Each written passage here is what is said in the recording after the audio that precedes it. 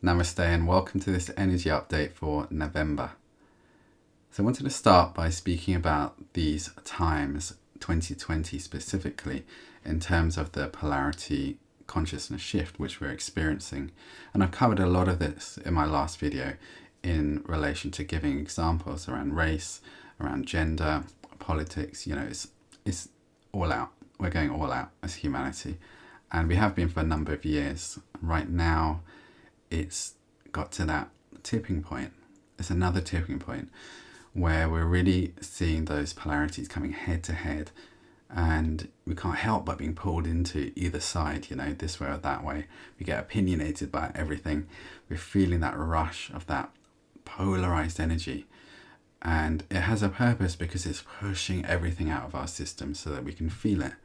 But at the same time, and for those of you listening here who are aware of all of this, it's really up to us now to start to take charge. And we do this by recognizing what's going on in terms of this is unity consciousness in full force, birthing onto the planet. And the only way it can do that is by highlighting all of the extreme polarity that we have suppressed, repressed within our psyche throughout the eons, within our own personality, that we're being asked to take responsibility for. So what does that mean in terms of you, me, us on a daily level? How do we work with that? There is always that analogy, and it's so symbolic and really works with what we're going through right now, and that is that analogy of the storm and the eye in the hurricane. Right? The eye in the hurricane is still, and whenever we experience that kind of storm around us, and we've been going through this for a number of years, we've been training for this with all of this kind of internal change. We've been prepared for a time where there would be external change. I've spoken about this through my videos for the past few years, and I'm sure many people have been talking about this as well, is that we're being prepared for times of change by having to get used to that internally, right? So as we come to this place now where we're now seeing it externally, what does this mean for us? It is critical that we find our stillness point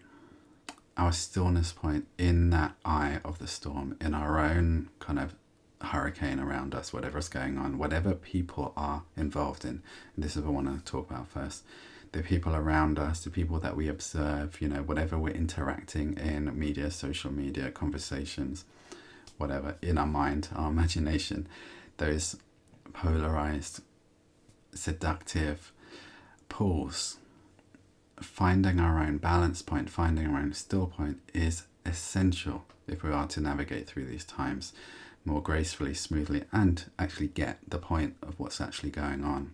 Now, this doesn't mean that we don't have any opinions, that we become neutral, but it means that we become really vigilant of where we're getting pulled.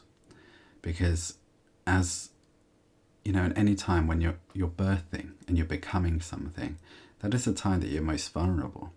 You're most vulnerable to being influenced, you're most vulnerable to your reality, to your own thoughts, and that vulnerability which we're all experiencing as we're birthing into something very new, we have to recognize that, okay, so this is a time that I'm incredibly influenced by my reality, by others.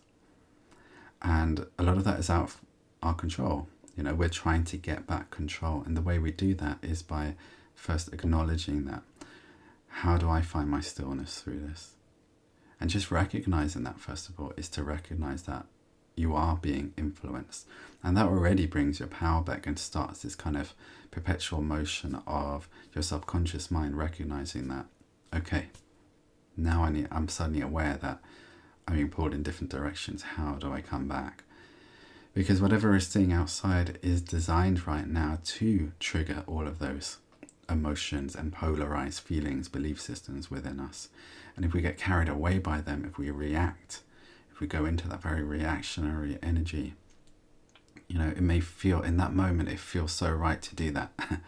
And I'm not saying not to do that either, because we can also suppress that part. But if we're continuously doing that, then we are also getting caught up in our own reaction, and it just doesn't serve us. in the long run.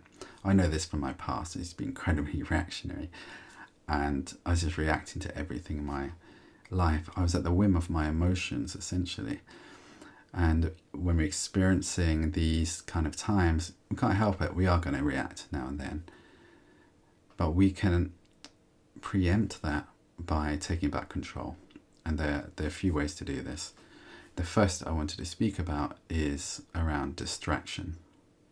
Now, distraction is heroin for our ego, for our personality. And we're living in a time right now where we are so easily distracted. It's like the perfect storm. All of these ingredients, that are happening during these times are designed to create this kind of mixture for us to just kind of explode, right? So how do we work with distraction? You'll know with your technology, with your emails, with social media, with people around. There's that need. So we need to evaluate the need. What's that need about? Of course, there's a need to be validated. There's a need to belong. There's a need to connect, especially during these times where we can't connect, with one another. We're desperately trying to connect. And yes, we can connect internally and try and find that connection there. But we can also find that connection externally and find ways to connect with others. Because if we're continuously getting that small dose of connection through the artificial idea, through the attachments of validation, of the little snippets here and there, it keeps feeding that kind of monster that keeps wanting more, wants more validation, wants more of what is not really serving us. And distraction does that. It feeds that monster. It feeds that part that really needs to be satiated in that way. But the monster is us as well, right? So how do we tame the monster and bring it closer and give it what it needs? One of the key things as we're going through times of chaos outside, what does chaos need? Chaos needs stability to harmonize, right? It needs a reference point. It needs a way of finding some kind of security so it can plant its feet, its roots in, so that chaos starts to settle. And so that stability that we create in our lives is up to us, because right now that stability will not be created externally. So as we've got trained over the years to get used to times of change by experiencing inner change through all of our emotional, transformational, healing experiences that we've been going through, shedding, etc., the sort. You've been through it yourself. We're coming now to a time where we now have to create some form of stability within ourselves with what's going on externally. And for me, one of the greatest ways of doing that is through discipline. It's one thing I'm sure many of you, as soon as you hear that word, you'll start reeling, as I have most of my life. Discipline is something that I've never liked the sound of, or even the word. It felt like a dominating energy. It felt like something so alien to me, as I label myself as a free spirit. Yeah, I went to the opposite end, and this was a problem for me. I went to such the opposite end that I realized that I absolutely needed discipline in my life. And it isn't something that I can always bring in easily, because it isn't native to my personality. So I have to actively bring it in, and it takes a lot of effort, especially when it hasn't been in my life for some time.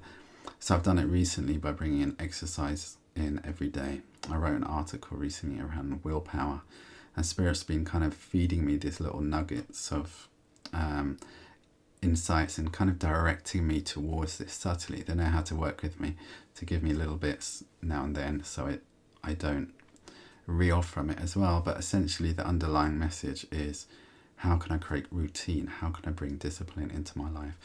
Discipline essentially is routine. How can I bring some sense of routine into my life that brings me some form of stability, but also allows me to claim my power back? And that routine is always something that's going to be serving your personal growth, serving your spiritual growth, serving your expansion.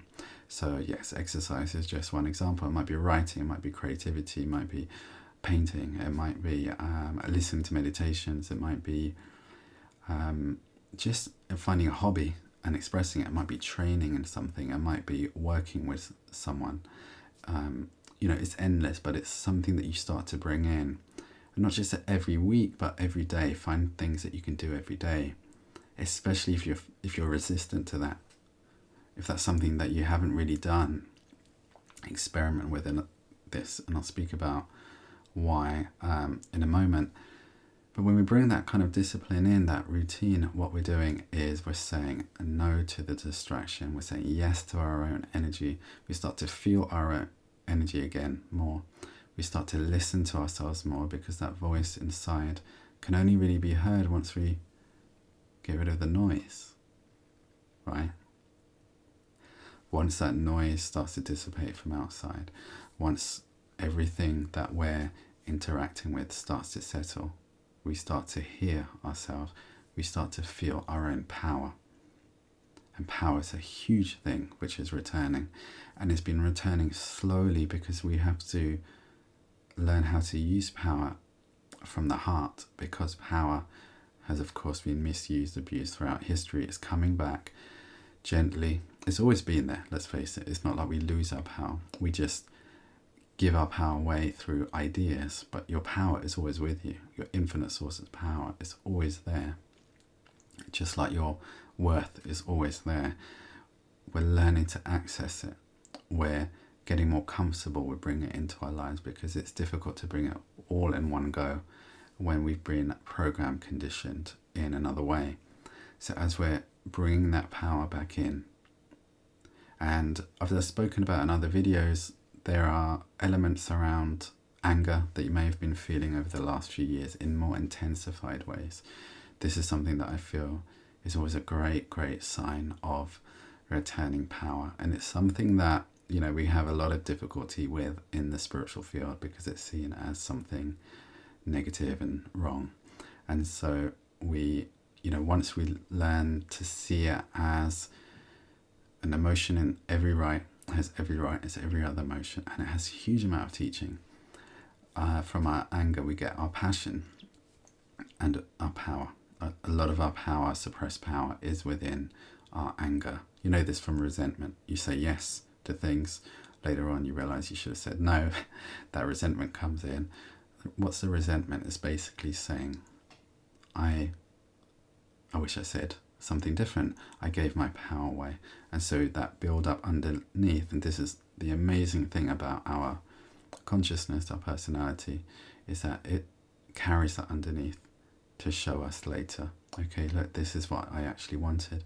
Now we want to bring it into balance. Now we can go to the extreme with anger and start to feel like, I should get angry with everyone because that's what I'm feeling right now, and I'm honouring my emotion.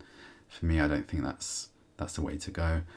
We have to find ways of expressing that emotion out, and I do it through writing. I do it through exercise as well, but I like it through writing, because then I understand what I'm angry about. I understand where I've given my power away. I understand what the teaching is of that emotion is trying to teach me. Because as that returns, the power is coming back, because it wants to be activated. It wants to be used in our life. It wants to be used in your life for purposes. And when power returns, it transforms your personality. You become someone different. It changes who you are, because it changes the possibilities of what you thought were possible for you. More possibilities come into your life. You're capable of more. You have more capacity to do things in your life that you didn't believe were possible before. And that's a great thing about power. It opens us up to our reality. It becomes much, much bigger. The arena, our playground. And that, as we move into that, we realize, okay, I'm not this person I thought I was, this box. And there's nothing wrong with that box. It served its purpose until this time. Now I am embracing a new box. It is a new box, essentially, but it is something that feels much more liberating. I'm essentially embracing something very new. And it doesn't feel like a box when we're embracing it, entering that arena. It only feels like a box when we're ready to move and upgrade to a new arena. So that's something that comes in. You'll probably have new desires, new questions. You start questioning your reality in different ways. This is a great sign that you're starting to question this ethereal box that's been created because you're ready for something very new. You're having an upgrade. For me, whenever I'm going through confusion, whenever I'm lost, I'm going through a massive upgrade because I know my reality is being questioned, is having an upheaval. Now, I wanted to speak about the concept of suffering as well, because I know there's a lot of people experiencing suffering right now, dark nights of the soul, and I created a prayer around this as well. So if you've go to my meditation channel, I'll put this in the link below actually, and you can check it out. When we're going through so much change, it can be incredibly difficult, and one of the things that we experience when we're moving through change is resistance. And resistance, what is resistance? Resistance is resisting something that's happening in our reality that wants to evolve, wants to birth. But in order for it to do that, it is forcing us out of our comfort zones. And we don't like that, right? Because in that moment, if we're resisting it, we don't want to move out of that comfort zone. So that's where we create the resistance. But actually what's happening is that there's a breakthrough trying to happen. And we resist it. We're resisting the breakthrough. Now, when we keep resisting, the resistance becomes suffering. And suffering essentially is, I'm generalizing, encapsulating everything here to bring it down to something small just so I can relay some ideas. But suffering, and this is something that I connect with very deeply because of my own suffering through depression for many, many years. Suffering is basically saying, on one level, this is just one angle of it, that I do not fit my reality anymore. Me, who I am, does not fit and equal or match my reality. In other words, my reality needs to change and I need to change. Well, more accurately, I need to understand who I'm becoming. And as I understand who I'm becoming, my environment, my reality will have to change. I'll have to make choices, decisions, changes in my reality to match who I am becoming. So first of all, we have to understand who we're becoming. And in order to understand who we're becoming, we have to meet our resistance. And resistance essentially showing our fears of the change, which is completely understandable. It is scary change because we don't know what's about to happen. We don't even know what's happening to us. And we're trying to cling on to what we do know. But that clinging on to that familiarity is causing more of the pain, more of the suffering. So how do we let go of that? There are many different ways, but stepping out of your comfort zone essentially means stepping out of your comfort zone. And I would recommend anything that takes you out of what you have been doing that has perpetuated that state of limiting reality that you've been experiencing, that your soul is trying to break through from.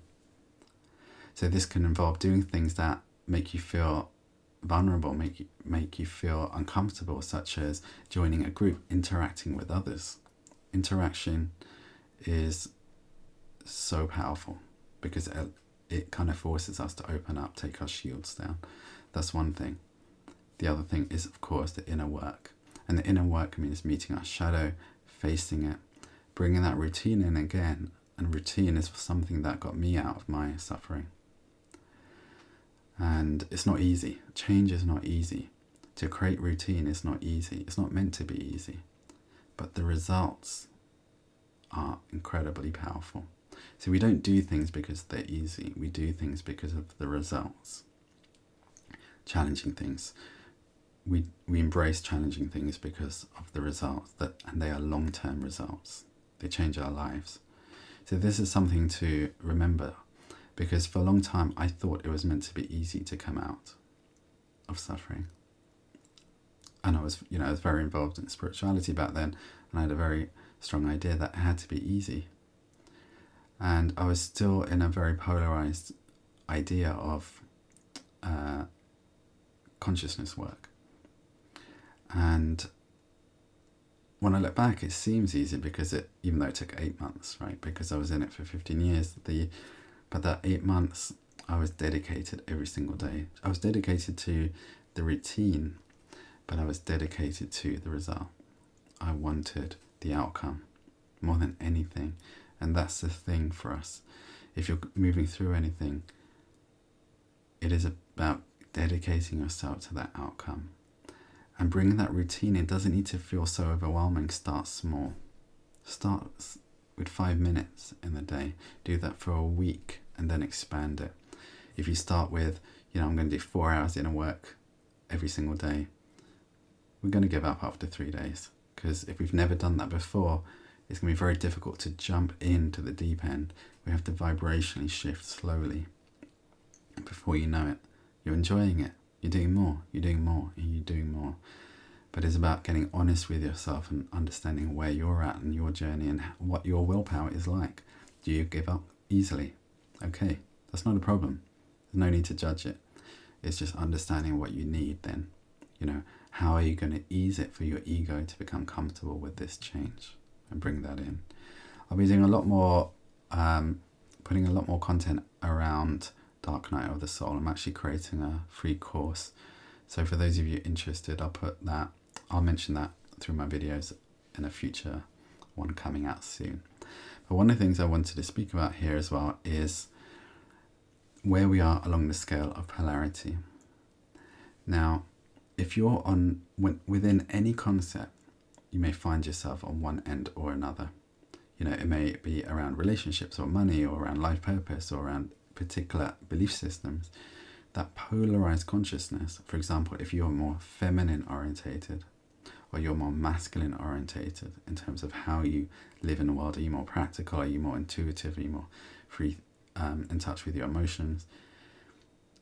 This is where the unity consciousness wisdom coming in is teaching us how to embrace the polar opposite, because only by embracing that polar opposite are we going to find balance moving ahead. So if you're more feminine orientated, those masculine principles of practicality, routine, right, commitment, all of those energies become really important in terms of honoring and bringing those incredible feminine traits into form and allowing those traits to actually be manifested, anchored, and brought into the planet in a very balanced way. They support each other. Similarly, on the masculine side, if you're more masculine orientated with how you look at life and live, then those feminine traits of intuition, being more listening to your emotions, being more fluid-like, these are going to balance that side of yourself. So as we reach for the other side, and this, we've worked with this in the shadow work, I'm sure you have, where you see the shadow opposite to yourself. Essentially, it's working with polarity. But here we're doing consciously. We're consciously bringing in the other side to balance ourselves and make life work. And then we realize, wow, life isn't as difficult as it's meant to be. I've just been housed in my own belief system, and I've seen that as total reality. Right now, we need to question reality. We need to question our own reality. As you're looking out into the world and you see the way the world is to you, and you see your own life to you, your past to you, is an idea that does not reflect the whole truth. The whole truth is something that never is really accessed. We just access the kaleidoscope angles of the truth. And so as we open our awareness up more to questioning our ideas, questioning the way we're looking at life, open up to other things that we probably pushed away because we disliked them because they were polar opposite, bringing them into our reality, we start to find peace. And this is the greatest peace that I found for myself by bringing those elements in.